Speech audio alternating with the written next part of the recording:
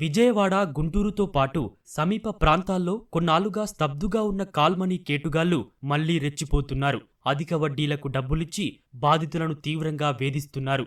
గుంటూరు జిల్లా తాడేపల్లిలోని నులకపేటకు చెందిన జయకృష్ణ తేజ విజయవాడలోని దుర్గాఘాట్లో పిండ ప్రదానాలు చేసే పురోహితులుగా పనిచేస్తున్నారు. ఇంటి అవసరాల రీత్యా దుక్క వేణు, దుక్క శ్రీనివాస్ వద్ద 50,000 రూపాయలు వడ్డీకి తీసుకున్నారు. ఖాళీ చెక్కు, ప్రాంసరీ నోటుపై సంతకాలు చేయించుకున్న అన్నదమ్ములు 2016 నుంచి వడ్డీ వసూలు చేస్తూనే ఉన్నారు. ఇప్పటి వరకు దాదాపు 15 లక్షల రూపాయలు పురోహితుడి వద్ద లాగేశారు. అయినా వారి ధనదాహం తీరలేదు. ఇంకా అసలు అలాగే ఉందంటూ వేధింపులకు గురిచేస్తున్నారు. జయకృష్ణ ఇంట్లో లేనప్పుడు వేణు, శ్రీనివాస్తో పాటు రామకృష్ణ, విశ్వనాథ, రవి అనే వాళ్లు ఇంటికి వచ్చి డబ్బుల కోసం గొడవ చేశారు. వడ్డీ వ్యాపారుల ఆగడాల గురించి జయకృష్ణ భార్య కృష్ణవేణి భర్తకు తెలిపింది. దీంతో ఆయన తాడేపల్లి పోలీసులకు ఫిర్యాదు చేశారు. దీంతో మరింత కక్షగట్టిన కాల్మనీ కేటుగాళ్లు జయకృష్ణ లేని సమయంలో మరోసారి ఇంటిపైకి వచ్చి కృష్ణవేణిపై గొడవకు దిగారు. ఈ అవమాన భారం భరించలేక ఆమె ఎలుకల మందు తాగింది.